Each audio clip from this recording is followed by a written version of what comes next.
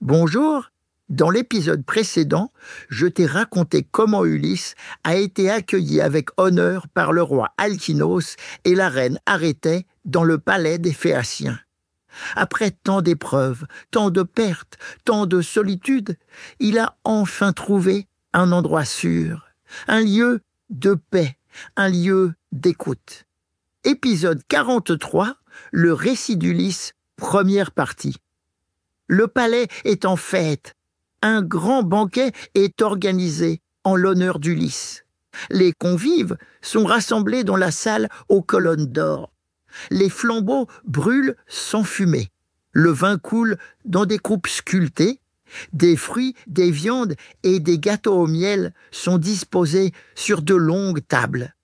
Au centre, un homme s'avance, un poète aveugle. Il s'assoit, accorde sa lyre et entonne un chant ancien. Il chante la guerre de Troie, les Grecs et les Troyens, les combats, les héros, la ruse du cheval de bois et la ville en flammes. Ulysse baisse la tête et écoute. Mais dans son esprit, ce ne sont pas des vers qu'il entend, ce sont des cris. Ce sont des visages qu'il voit, les visages de ses frères d'armes tombés au combat, des compagnons brûlés dans la ville prise d'assaut, des souvenirs qu'il croyait enfouis, mais qui reviennent à sa mémoire, vifs et violents. Il ne mange plus, ne boit plus et ne parle plus. Il pleure, des larmes silencieuses, lentes, qu'il ne tente pas de cacher. Le roi Alkinoos remarque son trouble. Il s'approche doucement et lui dit « Étranger, tu pleures en entendant cette chanson ? Elle parle d'un monde que tu sembles bien connaître. Dis-moi qui es-tu ? D'où viens-tu ?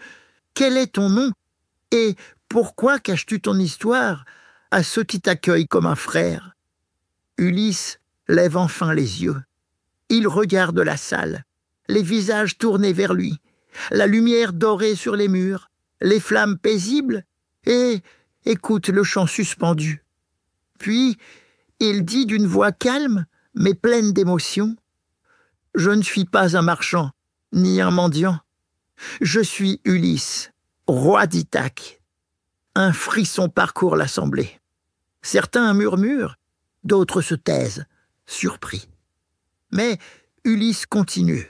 « J'ai combattu à Troie pendant 10 ans, et depuis, je cherche à rentrer chez moi. Mais les dieux m'ont mis à l'épreuve.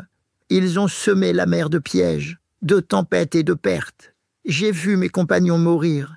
J'ai vu des monstres, des sortilèges, des royaumes engloutis. Et je suis arrivé ici, seul, brisé, mais encore debout. » Tous l'écoutent, attentifs et silencieux. Alors, Ulysse s'installe. Il respire profondément et commence. « Quand nous avons quitté Troie, le vent était avec nous. Mais notre route n'allait pas être simple. Voilà ce qui nous est arrivé. » Dans le prochain épisode, tu découvriras le récit qu'Ulysse raconte aux Phéaciens. Alors abonne-toi vite pour ne pas rater cet épisode très important.